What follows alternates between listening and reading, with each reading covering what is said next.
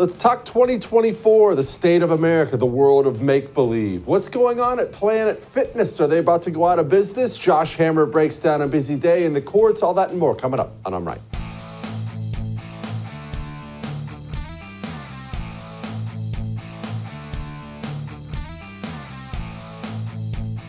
There's something great happening out there and something that makes me nervous at the same time. So let's lead with that. We have such a huge show tonight about 2024 and the world of make-believe and all kinds of things. But let's get with something awesome. Let's start with something awesome. After all, it's Monday. You really see things coming apart for Joe Biden, don't you?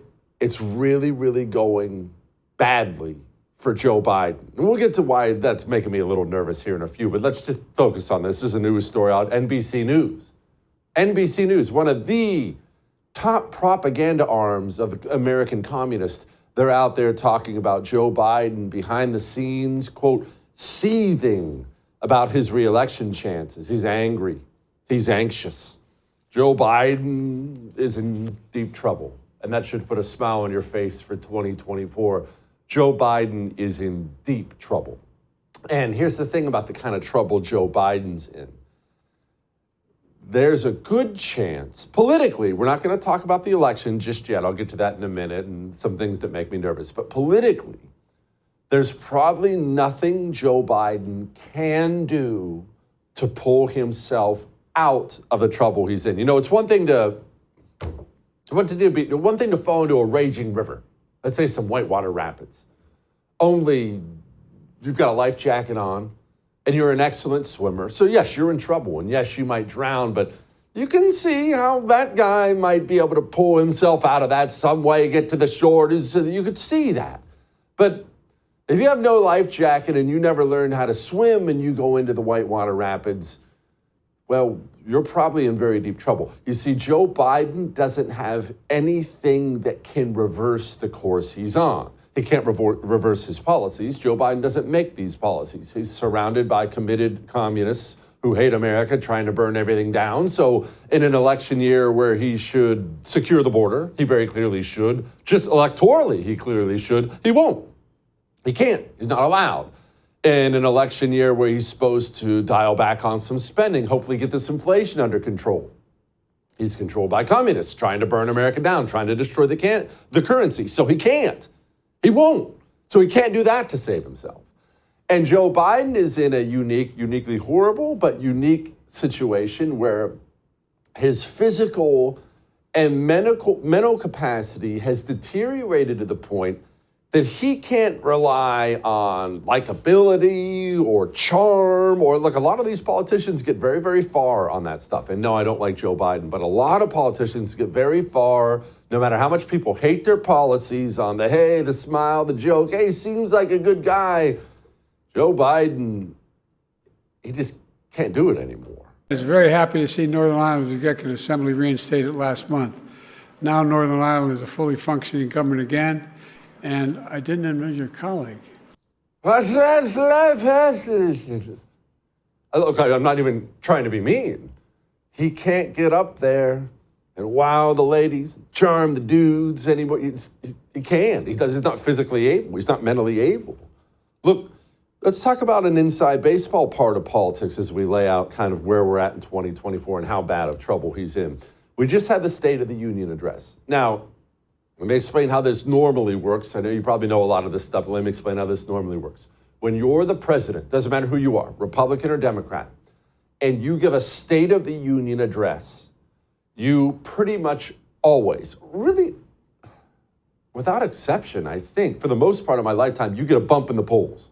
It's just one of those things everyone understands. Everyone who understands politics, all the political nerds like you and me, everyone gets that you will get a bump in the polls during the State of the Union address. Now, why is that?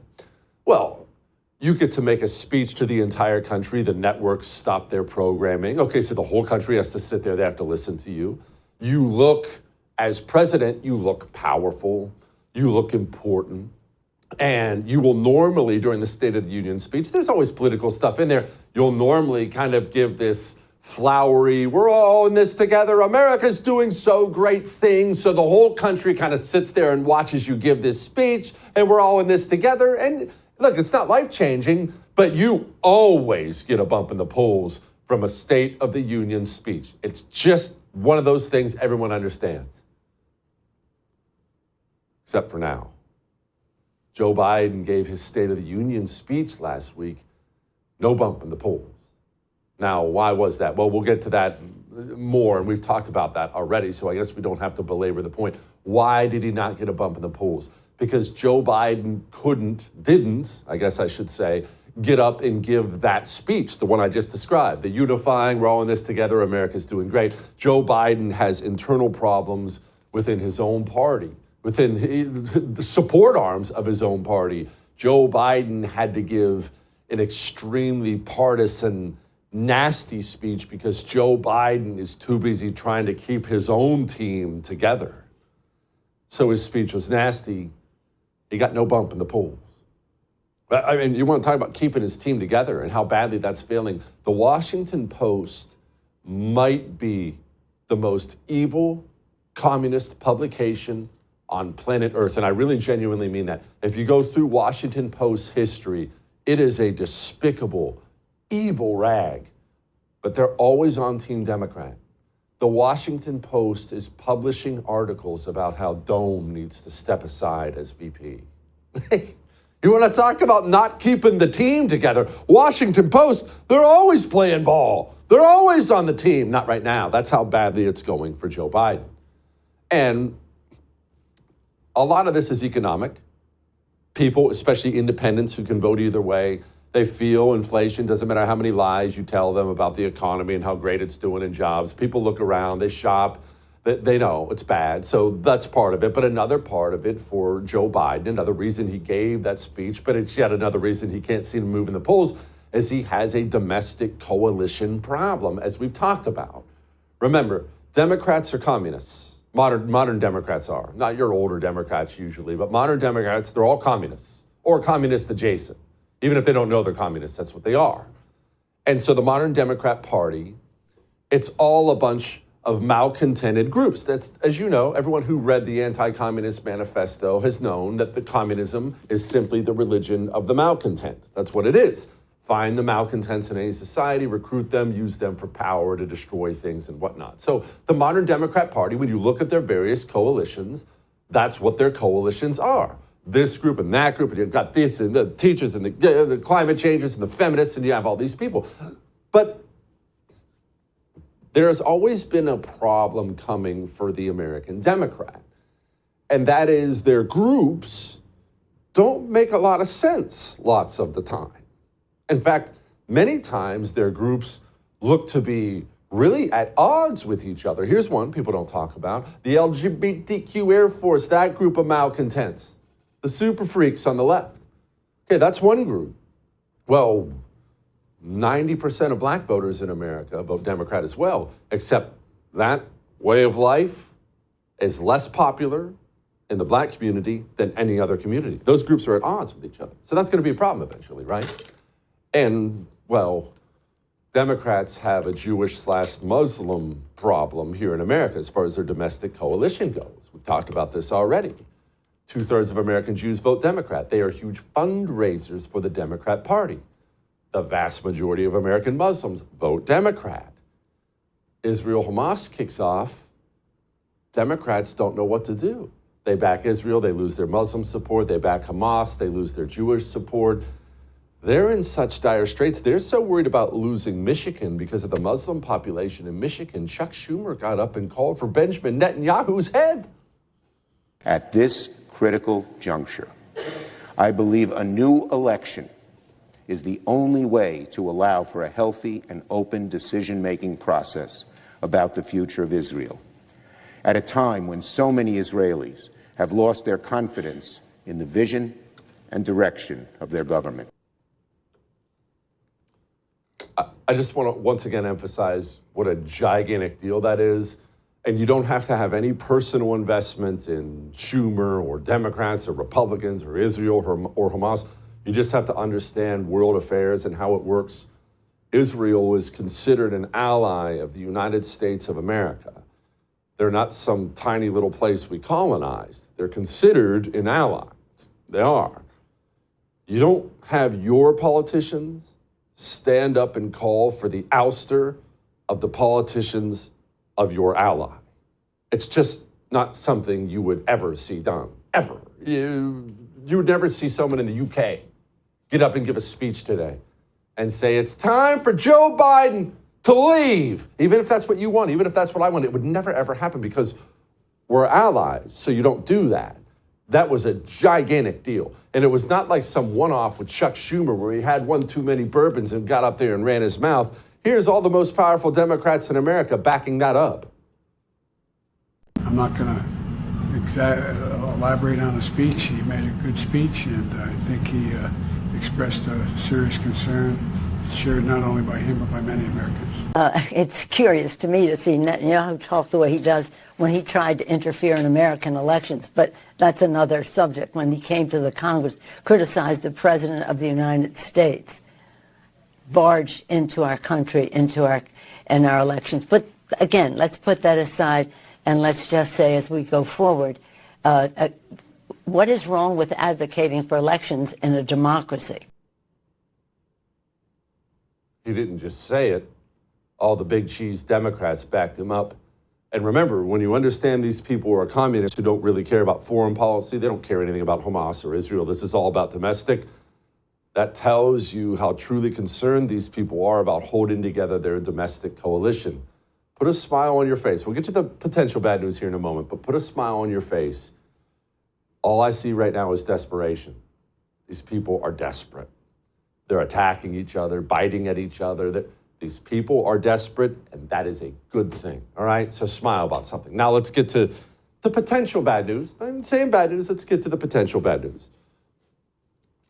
You know that the system itself is evil.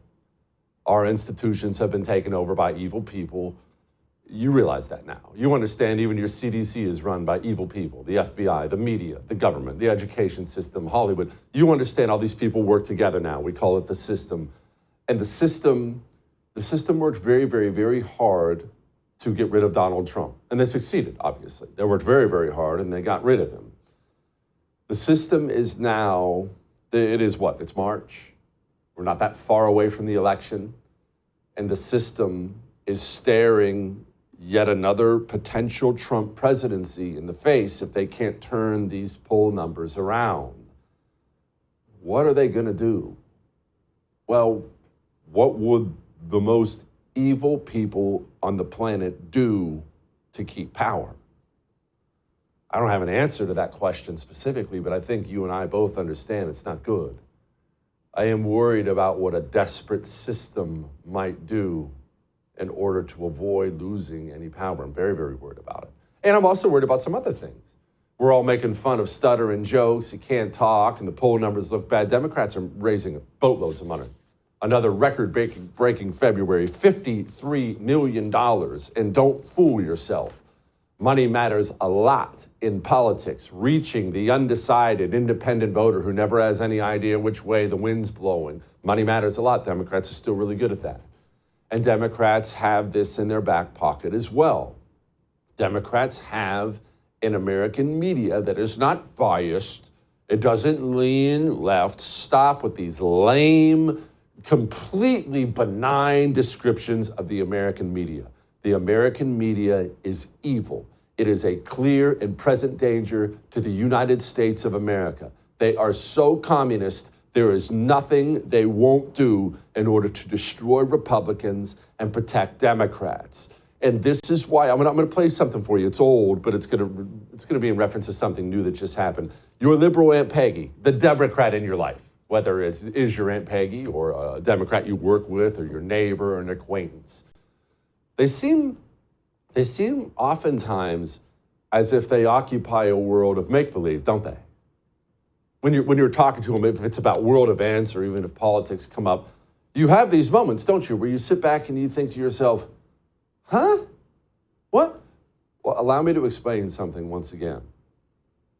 The American Democrat who watches MSNBC all day and, of course, went to Harvard and watches the Hollywood award shows and went to school in a public education school in America, that American Democrat, the, quote, normal American Democrat, is insane. And I don't mean that in an insulting way, actually, even though everyone will take that insultingly. The average American Democrat is as insane as the guy who gets naked and covers himself in peanut butter and jumps off a building because he thinks he's Thor, the thunder god. That guy, the peanut butter man, lives in a world of make-believe that is not real. So does the American Democrat, because that's the world the system has created for them. They watch the news, they go to school, and so they know, in the words of Ronald Reagan, even though I'm paraphrasing, they know so many things that are simply not true. Do you remember Trump and the whole Charlottesville thing and what he said? I do think there's blame. Yes, I think there's blame on both sides. You look at both sides. I think there's blame on both sides, and I have no doubt about it, and you don't have any doubt about it either. And you had some very bad people in that group, but you also had people that were very fine people on both sides. That's what he said. It's on camera. It's not a mystery. It's on camera. But your liberal Aunt Peggy, she believes that Donald Trump called Nazis very fine people, because your liberal Aunt Peggy watches the news when Joe Biden gets up and speaks and talks about why he ran for president. Joe Biden will actually cite the lie. That's a verifiable lie. We have videotape of it. When did you get to 100%? When did you know this is something that I have to do for yourself? Charlottesville, when those folks came out of the fields carrying torches with contorted faces and carrying Nazi flags. When the president was asked about it, he said, they asked what he thought. He said, I thought there were very fine people on both sides. No president, sitting president, has ever said anything like that. And your liberal Aunt Peggy, to this day, believes that that's what he said. What happened again? Over the weekend, Trump was giving some rally. He was talking about auto tariffs and well, here's what he said. It's on video.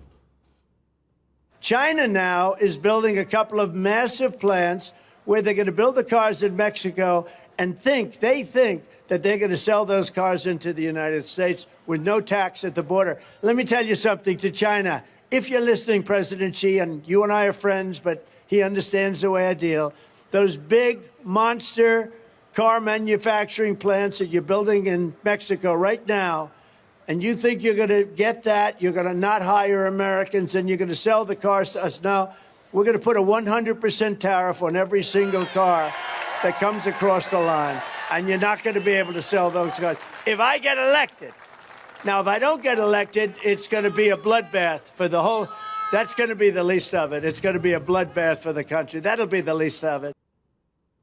Okay. So agree or disagree with what he said about tariffs. It's very obvious what he said there, pretty innocuous. Everyone knows what he's talking about. But why did your liberal Aunt Peggy text you today? Why did that Democrat you work with meet you at the water cooler today and talk about Donald Trump threatening a bloodbath? Because that person is an insane person. If you watch the news, if you go to American schools, if you listen to Hollywood, if you listen to Democrats, if you watch these people on television, you're certifiably insane. We just have to win this election, because he's even predicting a bloodbath. What does that mean? He's going to exact a bloodbath? There's something wrong here. What I heard was a continuation of the same rhetoric, the same endorsement of political violence that we've seen from Donald Trump for years. So no, we did not miss the full context. This was not some meandering off-message comment. This is his message. As the Biden campaign put it, this is who Donald Trump is. A loser who gets beat by over 7 million votes, and then instead of appealing to a wider mainstream audience, doubles down on his threats of political violence. That's why your liberal Aunt Peggy seems insane. She is insane. What's that's going to mean for 2024? I don't know. We'll see. All that may have made you uncomfortable, but I am right. Lawfare makes me uncomfortable. We're going to discuss some lawfare with Josh Hammer next. Before we get to that, let's talk about Lone Star Transfer. Let's talk about the timeshare you think you're stuck in. You are not, but you think you are. Listen, timeshares can be so much fun for a while, and I hope you enjoy yours. But eventually you're done, and this is where most of these timeshare companies lie. They don't tell you when you're signing the paperwork that you're never allowed out, that you have to pay the annual fees forever. Use it, don't use it, you're always paying. That you can't just call and say, I want to give it back. That doesn't work that way. So you don't call them. You call Lone Star Transfer, the family business with an A+ rating from the Better Business Bureau. They will legally and permanently get you out of your timeshare. They can't do that if you don't call.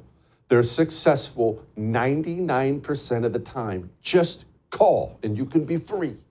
844-310-2646. Let Lone Star Transfer set you free. All right? All right. We'll be back.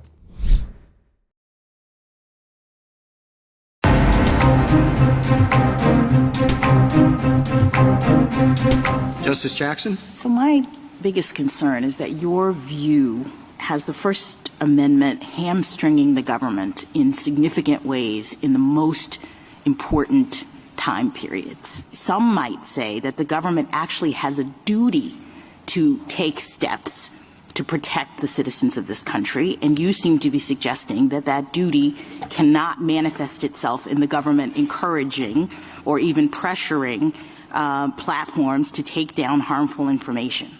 So can you help me? Because I'm really worried about that, because you've got the First Amendment operating in an environment of threatening circumstances from the government's perspective, and you're saying that the government can't interact with the source of those problems.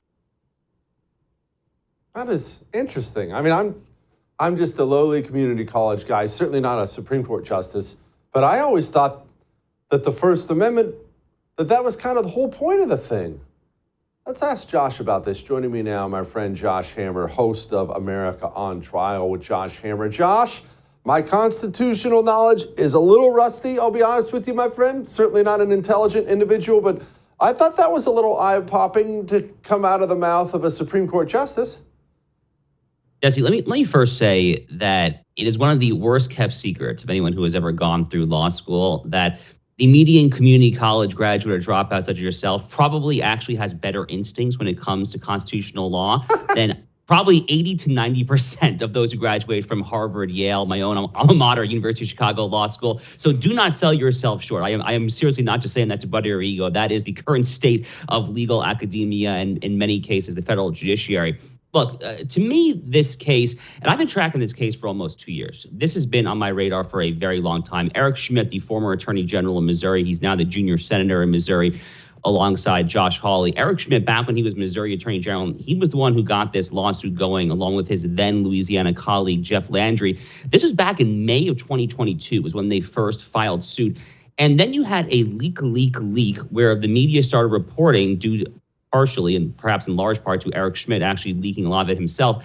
He made public a lot of the discovery of a lot of the documents and the communication that they got in the midst of this lawsuit. This was August, September 2022, right around Labor Day. And Jesse, it was explosive stuff. I wrote multiple columns on it at the time.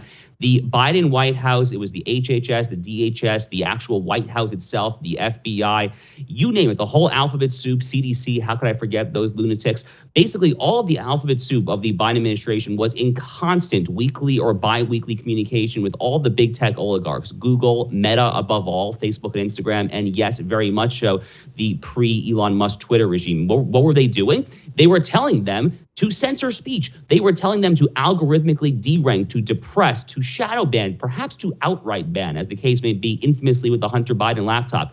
And when you look at this from a bread and butter First Amendment perspective here, you know, the First Amendment says that Congress shall make no law infringing upon the freedom of speech. The key word there is infringe. You know, is Congress passing a law here? Is the federal government passing a law to simply say you shall not speak? No. But the word infringe actually, and the concept of legally infringing more generally, actually has a lot more wiggle room in it than that. The government has absolutely unequivocally infringed upon many, many individuals' free speech rights over the course of this terrible, terrible experiment in corporate and public sector fusion, which is what we've seen. There was a remarkable opinion from District Court Judge Terry Doty down in Louisiana last July. Fittingly, it was on July 4th. That's fittingly because it was a beautiful pro-First Amendment, pro-free speech, pro-red, white, and blue Americana type of opinion, where he basically said that this is one of the most Orwellian attempts for the government to mass censor speech in the entire history of this republic. And his preliminary injunction was modified a little bit, but it was largely upheld at the U.S. Court of Appeals for the Fifth Circuit, which is the conservative-leaning appellate court that many years ago I clerked on myself. So based on my reading of the tea leaves, Jesse, this oral argument today did not go as well as folks like me had hoped it would. I'm hoping to be proven wrong when it comes time to release an opinion. I have to shout out to a friend of mine, Ben Aguinagua. He is the new Solicitor General of Louisiana. He got into that post just in January, an absolutely brilliant conservative attorney. He apparently did a great job today in court. The problem is that none of the conservative justices, other than Clarence Thomas and Samuel Alito, seem to be buying it. That is their problem. That is their fault, because Louisiana and Missouri are correct to file suit on these grounds. Okay.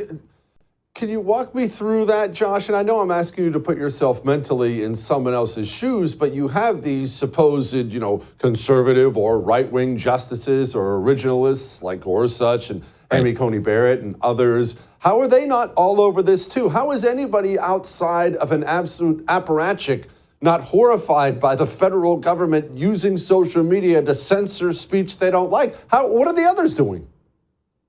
So here is why lawyers tend to make things more complicated than they are. So the relevant legal doctrine that is at issue here is state actor doctrine. And the basic question is, when does a private company's actions or a private company's speech become the government speech or the government's action? So in this case, the point that you're making, the point that I just made, and the point that Louisiana and Missouri made, is that these social media companies, Facebook, Twitter, became government actors when the federal government told them what to do. When the federal government said, you really ought to do this, or wink, wink, nudge, nudge, we're going to take away your Section 230 liability, or you really should do this, or wink, wink, nudge, nudge, we're going to probably break you up on good old-fashioned Teddy Roosevelt trust-busting antitrust grounds. And those threats were very real. They were shouting from the White House. The White House Biden administration public health team was openly threatening Facebook, Twitter, all the above. Heck, I remember it was the summer of 2021. I remember when Jen Psaki, the current idiot's predecessor, I remember when she was up there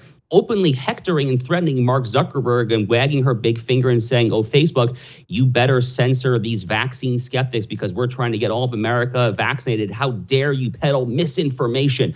If you're Facebook, you look at that and you're like, wow, the government's telling me what to do, right? But for many, I think, libertarian-leaning jurists in particular, and Neil Gorsuch is a good example of this. He's a much more libertarian-leaning guy than, for example, Sam Alito is. He is reluctant to find state actor doctrine for kind of the old school notion that he wants to maximize private sector speech. It's kind of this idea that the best way to defeat Facebook and Twitter, if you don't like what they're doing, is to build your own Facebook, build your own Twitter, build your own Google, as we've heard the line say many, many times over the past 5 years there.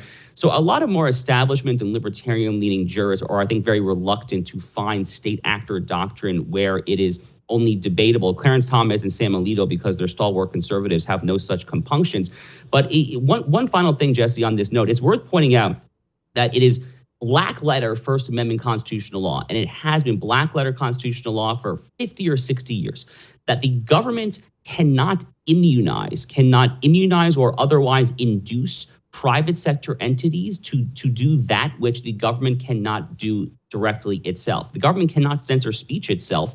What they are doing here is trying to immunize them by saying, oh, you can keep your Section 230 immunity if you do our dirty bidding. You can't do that. Yeah. All right, let's switch gears here. Adam Schiff is all over the news, as he always is. About to be Senator Adam Schiff, going off about the Trump immunity case. Here he was. The Supreme Court moved with great speed when it came to ruling that Trump could appear on the ballot. The question is, will it also move with great speed in rejecting this bogus immunity claim? If it doesn't, it's making a deliberate decision, essentially, to push the trial past the election. And I think that would be a terrible decision both for the interest of justice. It would be a terrible decision in depriving American voters of the information they would learn during the course of that trial. But it would also just further discredit this partisan and reactionary court. Josh, okay, setting Adam Schiff's moron mouth aside, where do you think we fall in this immunity case? So but let me make one point, though, about the point that Schiff is making, which is the idea that the Supreme Court is going to hand the election to Trump.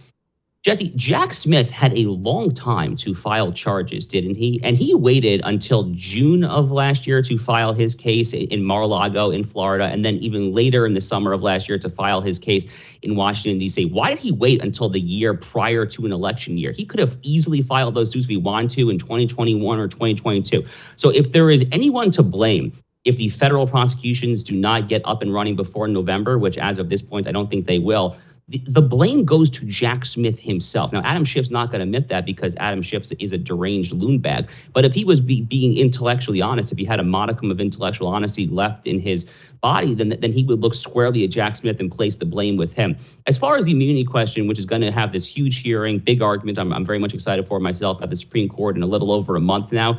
I don't think that Trump's lawyers are going to get what they want and get absolute full sweeping immunity.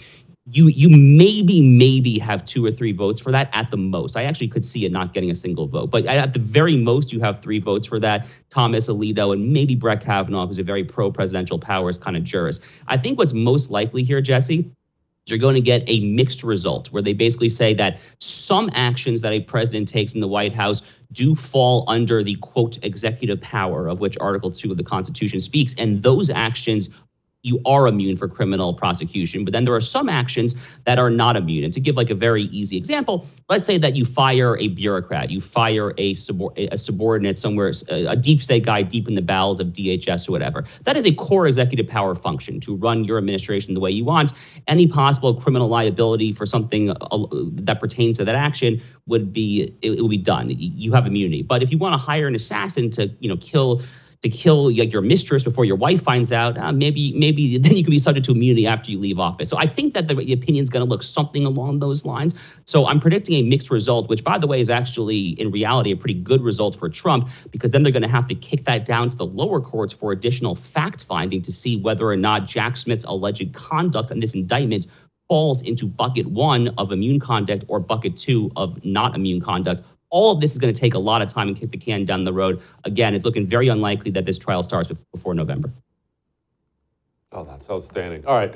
Finally, Georgia. Josh, we got a major update in the Georgia case last week. What's going on? Is this whole thing going away just because Fannie Willis can't keep her pants on? Well, look, it wasn't quite the ruling that Trump was hoping for. It wasn't quite the ruling that I expected. I actually expected that he would go ahead and disqualify Fannie Willis, so it wasn't exactly what I predicted. Now, what Judge McAfee crafted is a bespoke and somewhat bizarre remedy. He basically accepted a lot of Trump's lawyers' arguments. So Trump's lawyers basically argued that the mere appearance of impropriety or corruption can either require or at a bare minimum strongly militate in favor of disqualification of the district attorney, Fannie Willis. McAfee basically agreed with that. And then he said, oh, but wait, disqualification is also a very strong remedy. Why don't I try to concoct this thing to make everyone happy? And that was his attempt at splitting the baby, so to speak, saying that one of you has to go. It's very weird. I doubt he learned that in his remedies class in law school. He's really just trying to kind of throw breadcrumbs to everyone and make everyone happy. The problem, Jesse, as you know, is that when you try to make everyone happy, you actually make no one happy. Trump's lawyers are going to be able to appeal this, I think, to the Georgia State Court of Appeals. So it's still possible that Fannie Willis actually does get disqualified from this case. But recall that this case was never going to start until August. This was always going to be the last of the cases to go to trial based on the date that they set many months ago. So again, all of these further dilatory tactics, all these further delays, I think that the Georgia case is also very unlikely to reach a verdict before November. Slightly more likely than Jack Smith's D.C. probe at this point, but I still think it's unlikely. Okay, so he's out of the woods legally before the election.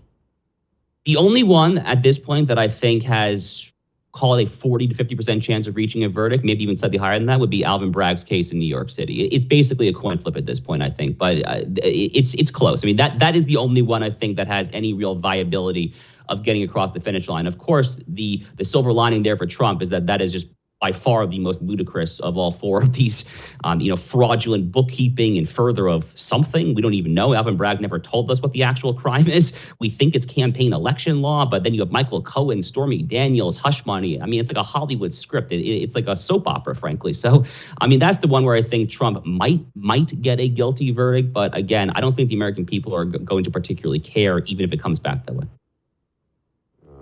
Josh, thank you, my brother. I appreciate it. All right, let's talk about divorce, national divorce. It's always fun. We'll just do it real quick. Next, before we do that, let's do this, though.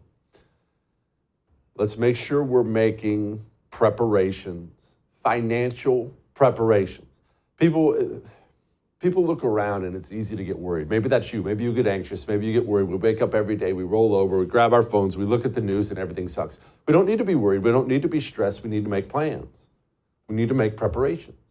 Part of that preparation is making sure you have access to precious metals, gold or silver coins. Well, how do you do that? What do you do? Just call Oxford Gold Group. They are my people. They make it easy. They mail it to your front door. It's all anonymous and all insured. Don't worry, your neighbors aren't going to know you have a new shipment of silver coins. You don't need a bank vault. This is so normal people can have value government can't touch. Call Oxford Gold Group. Also, let them get it in your retirement as part of your retirement, insulating you against that bubble going pop and you lose everything you worked hard for. 833-995-GOLD. Tell them I told you to call Oxford Gold Group. All right? We'll be back.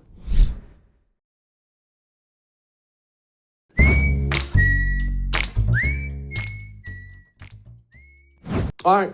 It is time to lighten the mood. You know, golf is one of those things. I've only ever been to one golf tournament ever, and it was a business thing. I had to go to meet a bunch of guys there, but I'll be honest with you, it seemed really fun. It did. It seemed like everyone was having a good time. Maybe I should be that old guy who goes to more golf tournaments. I don't know, though. After this video, I'm not sure if I want to.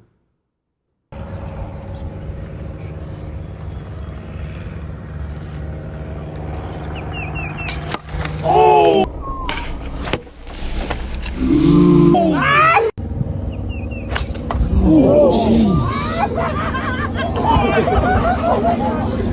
Oh my God. I'll see you tomorrow.